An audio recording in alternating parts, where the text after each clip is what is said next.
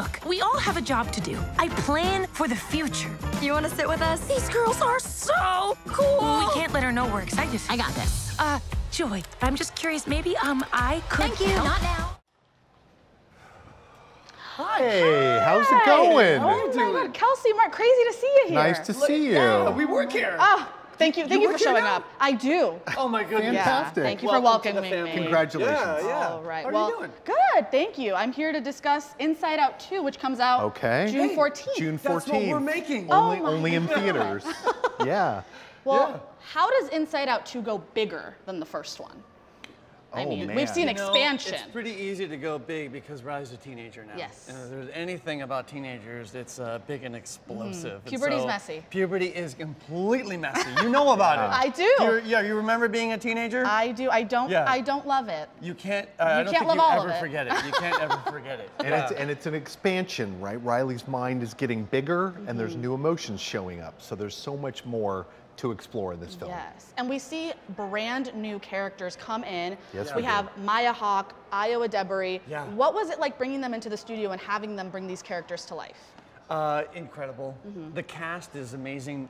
Not only on the original film, I remember Pete Docter, who directed the first film, was like, "You're inheriting a wonderful cast," and he was right. They're fantastic, and we're like, "How do we add to the family and keep that feeling going?" And we certainly did with everybody, with Maya, with Io, with Paul Walter Hauser, and Adele Exarchopoulos. Like, it's been amazing expanding that cast out, and they brought so much. Not only to those characters, but really to the entire world of Inside Out. Oh yeah, and Yeah. we're seeing with these voice actors, I love that you not only casted people that are primarily in film, but also in the TV, network TV world. What was it like bringing those voice actors in and showing them exactly what to do? Or did they show you what to do? They're professionals. Yeah. They're so good at this, and they're so funny. And so it was kind of effortless once you get them in front of the mic. Yes. Once they understood their character and Kelsey was able to kind of explain the story to them, they just kind of got right into a groove and really just explored these characters and had fun with them. Yes. Yeah, you want to know the best direction I could possibly give them? Yes. Is I'm like, okay, after we worked it a little bit, I'm like, okay, now say it however you want. And then I back up and I let them go. And that's usually what's in the movie. That A lot of sounds. improv from these guys. Very funny actors, all of them. And some of them are stand-up comedians. Yes. They also, not only do you get the kind of like gold with comedy and that kind of thing, they also speak in a way that's completely natural because they're not reading.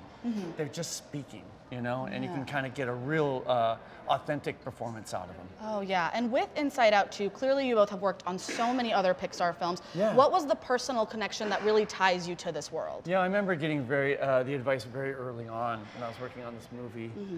I remember Andrew Stanton said to me, you know, the sooner you start thinking of this movie as an original, the better off you're going to be. Yes. And so I kind of took that as like I should really bring myself to it, you know, and keep it like a personal story with like who I am.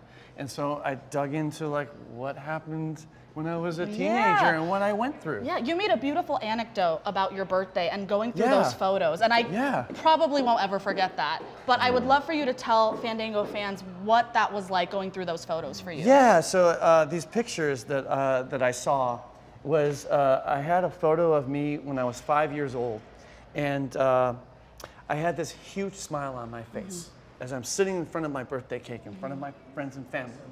And I couldn't believe about how excited I was that it was my birthday. And it's a day that's there to celebrate me and who I was, and I was 100% in on doing that. Yeah. And then I turned 8, and I went down a little. I turned 11, and went down even more. And then I was 13. And I just sat there, staring at the cake, looking miserable. I hated being sung happy birthday to at that age. And I think it's because I hated all the attention. I hated everyone looking at me. Because I was thinking, am I really worth all this celebrating?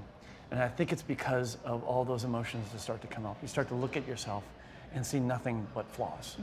And that's what we want this movie to be about, is dealing with that feeling that you get. And I want teens to be able to walk away from this movie, look themselves in the mirror, and love what they see, both inside and out. Oh, that's beautiful. I love that. Yeah. And for you, as a producer here, How does it feel to see this project come to life? Not only behind the scenes, but in action with everyone in the studio. Yeah, it's been an incredible few years. I mean, we've assembled this incredible team of artists that have just brought absolutely their A game to this. There's a deep love for Inside Out and the first film that comes from within this studio. Yeah. It's seen as one of the gems. Pete Docker's films are so special and so deep.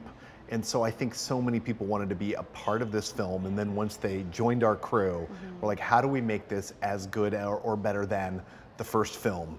This has to be worthy to be a sequel. Yes. We did not want to let our audience down. We didn't want to let Joy down. We didn't want to let Amy Poehler down, our lead. Yes. Because she's like, what's this going to be? What's it going to be about?